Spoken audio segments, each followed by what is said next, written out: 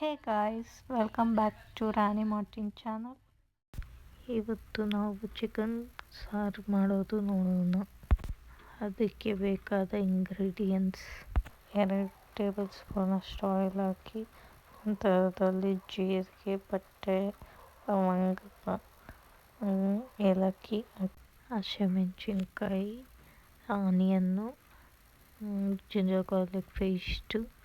ನಂತರದಲ್ಲಿ ಚೆನ್ನಾಗಿ ಕುದಿಸಿ, ನಂತರ ಟೊಮೊಟೊ ಹಾಕಿ ಅದನ್ನು ಚೆನ್ನಾಗಿ ಬೇಯಿಸ್ಕೊಂಡು, ಆಮೇಲೆ ಆಲೂಗಡ್ಡೆ ಹಾಕಿ ಅದನ್ನು ಚೆನ್ನಾಗಿ ಬೇಯಿಸ್ಕೊಂಡಿದ ನಂತರ ಚಿಕನ್ ಹಾಕಿ ಒಂದು 5 ಮಿನಿಟ್ಸ್ ಬಿಟ್ಟು, ನಂತರದಲ್ಲಿ ಖಾರದ ಪುಡಿ, ಧನಿಯಾ ಪುಡಿ, ಗರಂ ಮಸಾಲ, ಚಿಕನ್ ಮಸಾಲ, ಅರಿಶಿನ ಪುಡಿ, ಉಪ್ಪು ಹಾಕಿ ಚೆನ್ನಾಗಿ ಮಿಕ್ಸ್ ಮಾಡಿ 3 ವಿಸಿಲ್ ಬರೋವರೆಗೂ ಬಿಡಿ.